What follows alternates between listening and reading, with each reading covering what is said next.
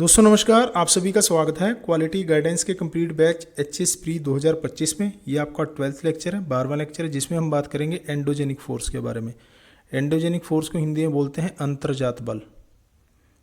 अंतर्जात बल, ठीक है। एक होता है एंडोजेनिक फोर्स और एक होता है एक्सोजेनिक फोर्स। एक्सोजेनिक फोर्स इसको बोलते हैं बहिर्जात बल।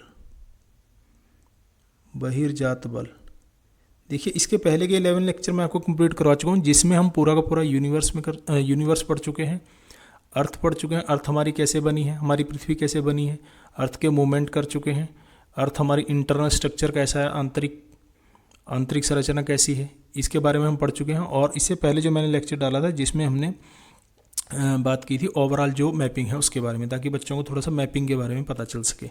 वॉल्केन्स, अर्थक्वेक आपके कंप्लीट हो चुके हैं, जिसमें मैं आपको बहुत सारी चीज़ें बता चुका हूँ। उससे जुड़ा हुआ आगे का चैप्टर है एंडोजेनिक फोर्स, अंतर्जात बल, जो हमारी अर्थ के अंदर से बाहर की तरफ बल लगते हैं, बाहर की तरफ जो फोर्स लगते हैं। और बहिर्जात एक्सोजेनिक फोर्स है, बहिर्जात बल है जो बाहर से अंदर की तरफ लगते हैं, ऊपर की तरफ होते हैं। देखिए हमारी जो अर्थ है ये तो पता है कि गतिमान है, मूवमेंट भी करती रहती है, अर्थ रोटेट होती रहती है, ठीक है। और अर्थ में जब हमने पढ़ा था कि जब हमारी अर्थ बनी है, ठीक है, जो गैलेक्सियाँ बनी है, अर्थ हमारी बाहर की तरफ से ठंडी है लेकिन अंदर की तरफ से अभी भी पूरी तरह ठंडी नहीं, अभी भी गर्म है, अभी भी हीट है, उसमें ऊष्मा है। जैसे हम इंटरनल स्ट्रक्चर में हमने पढ़ा, जैसे हम अर्थ के अंदर की तरफ जाते हैं तो टेम्परेचर जो है वो बढ़ता चला जाता है, टेम्परेचर जो है वो बढ़ता चला जाता है। और रेडियो एक्टिविटी गतिविधियाँ होती रहती हैं, रेडियो एक्टिविटी जो गतिविधियाँ वो चलती रहती हैं वहाँ पर, यूरेनियम, थोरियम, ठीक है, परमाणु, न्यूक्लियर फ्यूजन वगैरह, ये सब प्रोसेस चलते रहते हैं। और हीट, ऊष्मा है, पृथ्वी जो रोटेट भी करती है उससे भी एनर्जी वाला प्रोसेस चलता रहता है। तो अंदर की तरफ से जो फोर्स लगते हैं, जो पृथ्वी की हमारी जो एरिया है, पृथ्वी का जो एरिया है वो कहीं पर उठ जाता है, कहीं पर नीचे बैठ जाता है, ये सारी चीज़ें प्रोसेस चलते रहते हैं, ठीक है। ये कहीं पर इसे अंतर्जात जो बल है, एंडोजेनिक जो फोर्स है, अर्थ को हमारी को कहीं को उठा देता है, कहीं पर नीचे गड्ढा सा ऐसे बन जाता है, ठीक है। और ये जो बहिर्जात बल है ये इसको बैलेंस करने की कोशिश करता है। बैलेंस मतलब कि इसको समतल करने की, ये प्रक्रिया हमेशा चलती रहती है, ये प्रोसेस चलता रहता है, इसको समतल करने की कोशिश करता है। जैसे हमारा रोटेट वाला पार्ट भी है, जो हमारी पृथ्वी रोटेट करती है, घूर्णन करती है, उसमें भी ये कि बैलेंस करने की कोशिश की जाती है बहिर्जात बल के द्वारा। तो ये दोनों के दोनों फोर्स हैं जो हमारी अर्थ पे लगते हैं। एंडोजेनिक फोर्स है जो अंदर की तरफ से लगता है, उसका कारण क्या है, एनर्जी, ऊष्मा, जो हीट जो अंदर से निकलती है बाहर की तरफ। अभी मैं बताऊंगा कौन कौन से फोर्स हैं। बाहर की तरफ से जो फोर्स लगते हैं किसके द्वारा रखते हैं, बैलेंस करने की कोशिश किसके द्वारा की जाती है, ये की जाती है एयर के द्वारा, हवा के द्वारा की जाती है, नदियों के द्वारा की जाती है, वो हम अगले चैप्टर में करेंगे। पहले हमें करना है एंडोजेनिक फोर्स। तो ये पृथ्वी का एक बैलेंस बनाने का एक प्रोसेस है, पूरा का पूरा चलता रहता है, ठीक है। एंडोजेनिक जो फोर्स हैं वो बाहर की तरफ शेप्स में पृथ्वी की जो आकृति है उसमें बदलाव लाते हैं, और ये बहिर्जात जो बल हैं उसको बैलेंस करने की कोशिश करते हैं, ठीक है। अब हम समझ लेते हैं कि एंडोजेनिक फोर्स वो कौन कौन से हैं। ये पूरा सा चार्ट मैंने बना रखा है, इससे आपको समझ में आ जाएगा। एंडोजेनिक फोर्स हिंदी में है अंतर्जात बल। अंतर्जात बल, ठीक है। ये किस तरह के हैं, पहले तो इसको दो हिस्सों में बांटा गया है। अंतर्जात जो बल है वो दो तरह के हैं, एंडोजेनिक फोर्स दो तरह के हैं। एक सडन मूवमेंट है, आस्मिक बल, यानी कि अचानक, जो अचानक भी इसे लिख सकते हो या आस्मिक लिख सकते हो। हिंदी में शब्द भी ऐसे ऐसे दे रखे हैं। आस्मिक बल एकदम से लग जाते हैं, जो अचानक बल जो लगते हैं, ठीक है। दूसरा है स्लो मोशन, स्लो मूवमेंट, ठीक है। एक है सडन मूवमेंट, अचानक से लगने वाले, सडन मतलब अचानक, आस्मिक बल हिंदी में लिखें, आस्मिक बल ही लिखेंगे, ठीक है। दूसरा है स्लो मूवमेंट, जो धीरे धीरे लगते हैं, जिनका हमें पता नहीं चलता, लेकिन ये दीर्घकालिक है, लंबे समय तक चलते रहते हैं। दीर्घकालिक बल, दीर्घकालिक बल इसे बोलते हैं डियास्ट्रोफिक। डियास्ट्रोफिक भी इसे बोलते हैं, डियास्ट्रोफिक। डियास्ट्रोफिक का मतलब पटल विरूपणी बल, हिंदी में बोलेंगे पटल विरूपणी बल, पटल विरूपण बल, ठीक है, पटल विरूपण बल। पहले हम इसके बारे में समझ लेते हैं। जो सडन मूवमेंट है, अचानक से, यानी कि आकस्मिक बल लगते हैं एकदम से, जिनके बारे में पहले से कोई भी पता नहीं होता। तो इसमें क्या है, अर्थक्वेक, ठीक है। भूकंप, जिससे भूकंप आता है, अंदर की तरफ से ही फोर्स है, जो मैं आपको करवा चुका हूँ, भूकंप वाले चैप्टर में पूरा करवा चुका हूँ आपको। ठीक है। अचानक से, उसके बारे में पहले से कुछ नहीं पता होता, एकदम से कोई प्रोसेस नहीं, एकदम से आता है वो। वॉल्केंस, ज्वालामुखी, ज्वालामुखी भी एकदम से फटता है। ठीक है। और कहीं तो लगातार चलते रहते हैं प्रोसेस, एक्टिव वॉल्केंस है जो। लैंडस्लाइड इसका पार्ट, मेन इसमें दो ही हैं, वॉल्केंस है, लैंडस्लाइड भी वैसे इसका एक पार्ट मान लिया गया है, कई जगह दे रखा है, वैसे दो ही है इसमें, वॉल्केंस है और अर्थक्वेक है। लैंडस्लाइड है पहाड़ों की जो, चट्टानों की जो ऐसे है, जैसे कि मान लो आप उसमें जाते हैं तो ये एरिया जो है खिसक जाता है एकदम से। लैंडस्लाइड के बारे में मैं आपको शेप्स, जब अर्थ की शेप्स पढ़ाएंगे उसमें मैं आपको बता दूंगा। तो ये एकदम से हो जाते हैं। ठीक है। वॉल्केंस और अर्थक्वेक सडन मूवमेंट है एंडोजेनिक फोर्स में।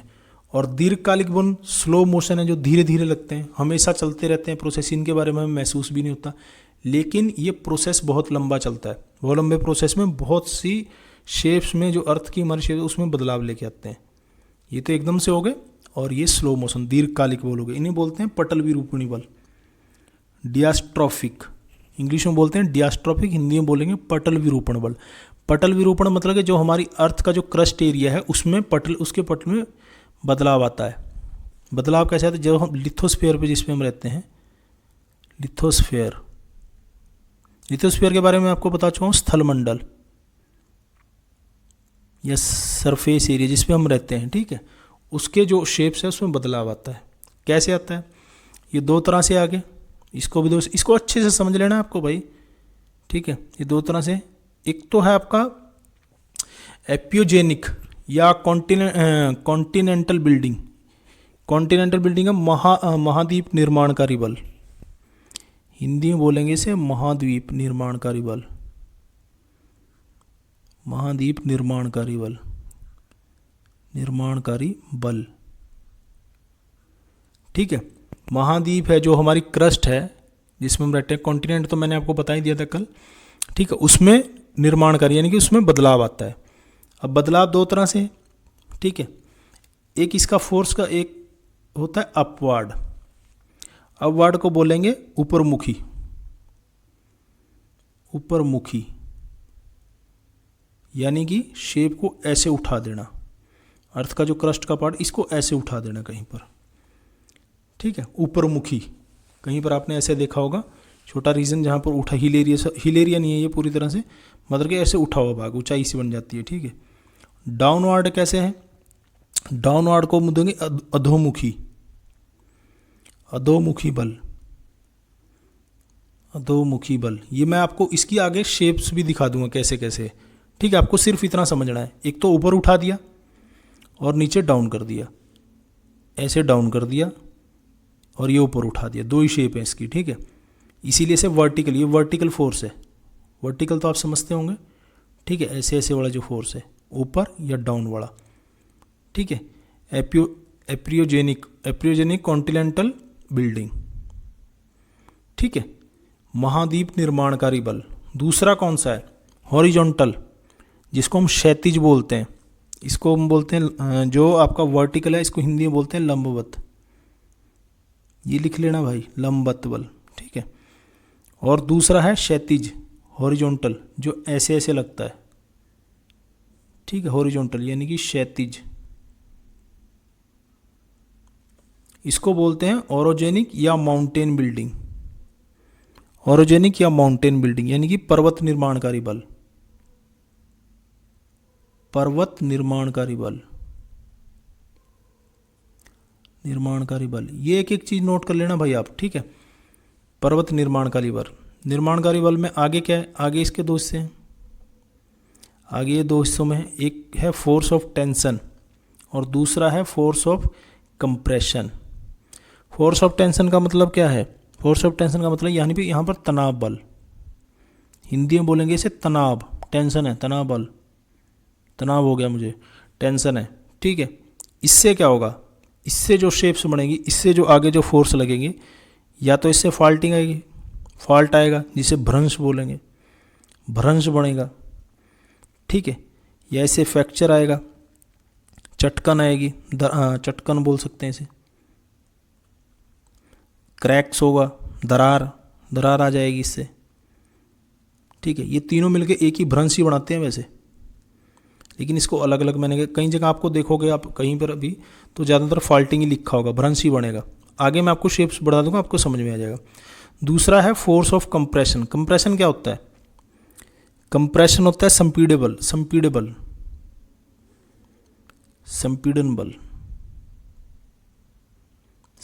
बल। जैसे टेंशन बल में क्या है, इस तरफ ये टेंशन है, यानी कि यहाँ पर टेंशन पैदा हो रही है, इस तरफ फोर्स लग रहा है और इस तरफ फोर्स लग रहा है। संपीड़न बल में क्या होगा? संपीड़न बल में इस तरफ फोर्स लग रहा है, इस तरफ।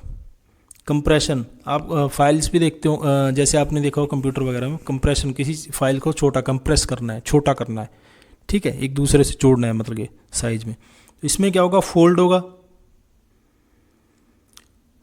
कोई चीज़ है, जैसे आप कागज़ को अभी कर सकते हो आप, जैसे कोई भी पेज लो, आप कोई भी कागज़ लो, उसको दोनों तरफ से ऐसे उंगली से दबाओगे तो उसे फोल्ड आ जाएगा, ऐसे इकट्ठा होने शुरू हो जाएगा वो ऐसे, यानी कि इस तरफ से भी फोर्स लग रहा है, इस तरफ से भी फोर्स लग रहा है, तो उसमें मूवमेंट उठना शुरू हो जाएगा, ठीक है। और दूसरा है कन्वोल्यूशन, ये भी इसी तरह का पार्ट है, फोल्ड की तरह, फोल्ड ही है एक तरह से, संवलन जिसे हिंदी में बोलते हैं संवलन, इसे फोल्ड में बोलेंगे वल्लन और इसे बोलेंगे संवलन। क्लियर होगी चीज़? ये मैप आपको अच्छे से समझ लेना है। सबसे पहले है एंडोजेनिक फोर्स, अंतर्जात बल, इसके दो पार्ट हैं, सडन मूवमेंट यानी कि आकस्मिक बल, अचानक से लगने वाला, दूसरा है दीर्घकालिक स्लो मूवमेंट। सडन मूवमेंट में है अर्थक्वेक, भूकंप, पहले से हमें पता नहीं होता, ज्वालामुखी, वॉल्केन्स और लैंडस्लाइड भी इसका पार्ट है, अचानक से लैंडस्लाइड हो जाती है, अचानक से पहाड़ों की दीवारें गिरने शुरू हो जाती हैं, ठीक है, ये तो इसका पार्ट हो गया। दूसरा है स्लो मूवमेंट में क्या है? स्लो मूवमेंट में डियास्ट्रोफिज्म, ठीक है, डियास्ट्रोफिक या ड्रास्ट्रोफिज्म, इसमें है वर्टिकल और हॉरिजॉन्टल। पहला लंबवत में आएगा आपका कॉन्टिनेंटल बिल्डिंग यानी कि महाद्वीपीय निर्माणकारी बल, ये होगा ऊपर की तरफ अपवर्ड और डाउनवर्ड। और ये माउंटेन बिल्डिंग में क्या है, जो है क्षैतिज रूप में, हॉरिजॉन्टल रूप में। पर्वत निर्माणकारी बल में क्या है? फोर्स ऑफ टेंशन, ये आपको समझना है। और दूसरा है फोर्स ऑफ कंप्रेशन। टेंशन से होगा भ्रंश पैदा होगी, फ्रैक्शन आ जाएगा, क्रैक्स होंगी। कंप्रेशन से क्या होगा? फोल्ड होगा और कन्वोल्यूशन होगा। क्लियर हो गया? अभी मैं आपको आगे पिक्चर दिखाऊंगा जिससे आपको समझ लेना है। ये चार्ट आपको अच्छी तरह से नोट कर लेना है, वीडियो रोक करके अच्छी तरह से इसको एक एक चीज़ को आपको लिख लेना है। मैंने आपको हिंदी में भी बता दिया, मैंने आपको इंग्लिश में बता दिया। इस पूरे